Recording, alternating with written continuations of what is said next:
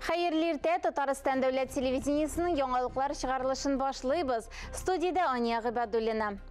Россия президенті Владимир Путиннің турдан-тур элемтәсі һәм матбугат конференциясы киң җәмәгатьчелеккә зур кызыксыну уятты. Ил президенты гражданнарның һәм журналистларның күп санлы көнүзәк сорауларына ачыктан-ачык җавап бирде. Хәзерге тышкы һәм ички вазгыятькә мөнәсәбәтен белдерде. Тур элемтә 4 сәгатьтән артык дәвам итте һәм Владимир Путин 80-нән артык сорауга җавап бирде. Татарстан развивается хорошо, а Казань один из наилучших примеров такого развития. Владимир Путин Казанның ни өчен БРИКС саммиты уздыру урыны буларак сайланганын да аңлатты. Татарстан бик тиз үсеш ала, ә Казан иң уңай үрнәкләрнең берсе. Яхшы шартлар тудырылган, республика җитәкчелеге уңышлы эшли. Шулай ук республикада халыкның эчке культура дәрәҗәсе сокландыра һәм хөрмәткә лаек, диде президент. Ул Татарстанда инфраструктураның да югары үсеш алуын билгеләп үтте. Казан спорт сәяси чараларны да уңышлы үткәрде. Шуңа күрә ул үзенә җәлеп итеп тора, диде ил җитәкчесе. Бу минутларда Республика министрлар кабинетында Татарстан Республикасы финанс министрлыгының федераль салым хезмәте идарәсе, федераль казначылык идарәсенең 2023 елда Татарстан Республикасының консолидацияләнгән бюджетын үтәү йомгаклары һәм республиканың финанс, казначылык һәм салым органнарының киләсе 2024 елга бурычлары буенча берләштерелгән коллегия утырышы бара. Утырышны республика рәисе Рөстәм Миннеханов үткәрә. Бүгенге чарада Россия финанс министры Антон Силуанов катнаша. Мен инде өтәридем елгы балларына килгәндә дөрестән алар уңай, чөнки мен инде менә безнең инде кирим һәм кирим булмаган салымнар 476 миллиард күләмендә дип әйттем. Бу елгы елның азагына кадәр инде республика бюджеты һәм урындагы бюджетларның вакытында тулы күләмдә һәм сыйфатлы үтәлеше тура. Без инде мен уйлыйм инде бу бер үтәләчәк дип. Һәм инде бүгенге көнгә белгәнегезчә 28 ноябрьдә республика бюджеты кабул ителде. Рәисебез ул кул куелган, предприятиеләребез, физик затларыбыз менә шулай тотырыклы эшләп килсеннәр иде. Безнең инде төп менә финанс документыбызны үтәр өчен киремнәр кирәк. Әгәр дә алар предприятиеләр һәм физик затлар тотырыклы эшләп килгәндә киремнәр дә булыр. Һәм инде үз вакытында безгә шуны менә бюджет учреждениеләрен җиткереп, безнең республика бөтен программаларында үтәп, безнең республика халкының көн күрешен, торышын яхшырту булсын дип саныйм. Яңалыклар чыгарылышын дәвам итәбез. Казан Федераль университетының филология һәм мәдәният-ара багланышлар институтында халыкара тел белеме саммиты булып узды. Хәзерге заман тел белеме аралашу ачкычы дип исемләнгән фәнни конференция кысаларында Россия һәм чит илләрдән килгән галимнәр үзләренең тел белеме өлкәсендәге ачышларын тәкъдим итте. Чарада Иран, Кытай, Төркия, Беларусь, Казакстан һәм башка ил консуллары да катнашты. Без бу саммитны галимнәр көтеп алабыз. Ki bu sammitga yıl boyu işlegen neticeleri bilen bizim kollegalarımız kile, biz yıl davamında bulgan açışlarımız bilen, fenni hizmetlerimiz bilen, kollegalarımız bilen ortaklaşabız, alarının yangalıkların, açışların işitəbiz, görəbiz. Türkologiya ülkəsində işləyən galimlər də zaman bilen bir adımda baralar, birgə atlaylar. Şuna görə dokladlar arasında, mesela kompüter lingvistikasına qaragan dokladlarda, korpus lingvistikasına qaragan dokladlarda var. Şulay mesela lingvokulturologiyaga qaragan dokladlar, çağrıştırma til bilimine qaragan dokladlar var. Hem indi əlbəttə tatar tilində bugün aktual bulgan temalarga bağışlangan чыгышларны да тыңларбыз дип өметләнәм. Хөрмәтле телевизор караучылар, берничә минуттан эфирыбызны хәерле көн Татарстан тапшыру дәвам итә. Татар тарихын Иран өлкәсендә нинди яңалыклар бар? Тарихи объективлыкка ничек ирешергә? Әлеге һәм башка сорауларга җавапны бүген хәерле көн Татарстан тапшыруында Татарстан Фәннәр академиясенең Алтын Урда цивилизациясын өйрәнү үзәге җитәкчесе Илнур Миргалиев белән булган әңгәмәдән белә алырсыз. Без яңалыклар иҗат төркеме сезнең белән саубуллашабыз. Үзегезне һәм якыннарыгызны саклагыз. Исән имин булыгыз. Әссәламу алейкум вә рәхмәтуллахи вә бәрәкәтүһү, хөрмәтле дин кардәшләр. Иман иясе Аллаһ йорты мәчеттә матди тормышның ыгы-зыгысыннан, дөнья кайгыларынан арына, күңеленә ял таба. Бүгенге вәгазебез дә нәкъ шул хакта аны Казан Нуры мәчете имам хатибы Алмаз Мөхлисов сөйли. Bismillahirrahmanirrahim. Барлык мактауларыбыз, шүкрләребез Аллаһ Тәгаләгә булып, сөекле пәйгамбәребез Мухаммад алейһиссәламгә күңел түребездән чыккан салаватларыбыз һәм сәламнәребез ирешсә иде.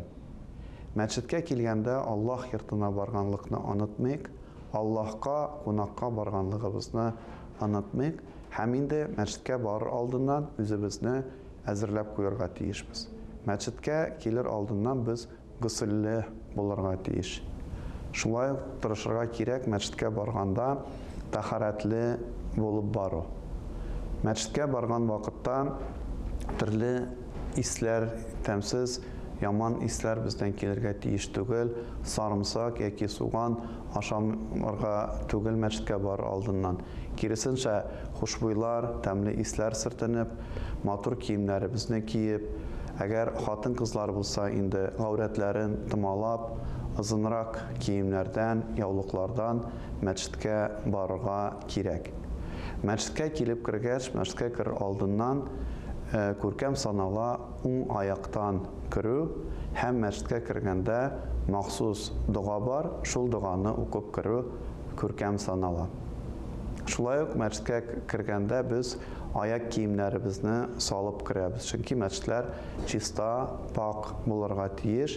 Аяк киемебезне салдык икән, бөтен мәчетләрдә дә аяк киеме куя торган киштәләр бар. Шул киштәләргә матур иттереп аяк киемнәребезне куябыз. Мәчеткә килеп кергәч, әгәр кешеләр намаз укымый торган булсалар, ягъни Коръән укымый торган булсалар, буш булсалар, ул вакытта без аларга ассаламу алейкум дип сәлам бирәбез, исәнләшәбез. Әгәр дә инде намаз укый торган булса, Коръән укый торган булса, белем ала торган булсалар, ул вакытта аларга сәлам бирмибез. Һәм шундый тагын күркәм гадәт бар, мәчеткә кергәч, утырганчы 2 рәкәгать мәсҗид намазы уку. Әлбәттә, әгәр дә хутбә сөйли торган вакыт булса, вагаз сөйли торган вакыт булса, ул вакытта укымыйбыз, утырып вагаз тыңлыйбыз, хутбә тыңлыйбыз. Ә инде буш булса, вакытыбыз әле азанга хатлы күпмедер вакыт булса, ул вакытта 2 рәкәгать мәсҗид намазын укыйбыз. Һәм инде Аллаһка шөкер, менә бүген көндә мәчетләр каршында исем кушу бүлмәләре, никах уку бүлмәләре аерым куелган. Хәтта кайбер мәчетләрдә җиназа ханәләр дә булдырылды. Кешеләр инде мәетне тегымында юып, җиназа намазын укып, кабергә озатуда шундый мөмкинчелекләр дә куелган. Әлбәттә, менә әйтелгән таләпләр инде ул күбрәк кагыла намаз уку залларында, намаз уку бүлмәләренә кергән вакытта. Шулай ук, мәсәлән, мәчеттә никах укыла икән, бу инде Аллаһның йорты, шуны онытмасак иде. Кайбер кешеләр мәчеткә никахка килгән вакытта загызга килгән кебек. Хәтта хатын-кызлар яулыксыз, кыска итәкләрдән шундый бизәнеп шулай килгән кешеләр дә бар. Бу күркәм әйбер түгел. Чөнки мәчеткә киләбез икән, никах ул Аллаһның боерыгын үтибез, Аллаһ йортына киләбез. Кунак булып килсәк тә, кәләш булып килсәк тә, без инде яулыктан булып, гаврәт урыннарыбыз томаланган булырга тиеш. Һәм шундый фотосессия дигән әйбер дә бар. Кайбер вакытта хәтта никахка хатлы мәчеттә намаз залларына кирип, фотога төшү дигән әйбер бар. Кайберәүләре никахка хатлы кочакланышып, шундый төрле позаларга басып төшәләр. Ул инде Алла сакласын, гынах санала. Менә әлбәттә монда 2 якныдан антмаса кирәк. Мәчеттә эшләгән кешеләргә дә бик игътибарлы булырга. Кайбер кеше, мәсәлән, мәчеткә ул беренче мәртәбә керә торган булырга мөмкин. Ул куркып кына килә, ничек басырга, ничек атларга, нинди сүз әйтергә, нәрсә эшлим икән диеп, әгәр мәчеттә эшләгән кешеләр бу беренче килгән кешегә дурфа иттереп каршы алып, ямсыз сүзләр әйтсәләр, ул кеше әлбәттә мәчеткә ягыдан килми, борыла да чыгып, мәчеттән чыгып китергә мөмкин. Шуңа күрә әлбәттә бөтен әйберне белеп бетерү мөмкин түгел. Шайтан ул мәчеткә барым дигәч, төрле сәбәпләр таба башлый. Мәчеткә бармаска соңрак барысың, син әле яшь, әле синең алда мәчеткә аннары барсың. Юк, берәйбер белмәсәк тә, дуга белмәсәк тә, намаз укый белмәсәк тә, тахарат ала белмәсәк тә, әлдиннән ерак булсак та, килик мәчеткә. Мәчетне ачып керик, мәчеттә эшләгән кешеләрдән матур иттереп каршы алып, матур сүзләр тауып, ул кешенең күңелен күтәреп, дуалар кылып, теләкләр теләп, һәм имамнар да инде бу кешене кызыктырып, бу кеше тагын кире мәчеткә кайта торган иттереп җибәрә алсак иде, шулай иттереп тәрбияли алсак иде, Аллаһ йорты, мәчетләребез буш булмаса иде, һәм мәчетләребездә дә Коръәннәр укылып, намазлар укылып, дуалар кылынып, шулай ук махсус бүлмәләрдә никахлар, исем кушулар укылып, шулай күркәм иттереп халыкка Аллаһ диненә хезмәт итә торган урыннар булса иде иншаллах. Мәчетләр гыйбадәт йортлары. Анда сафлык, иминлек, анда рәхмәт фәрештәләре.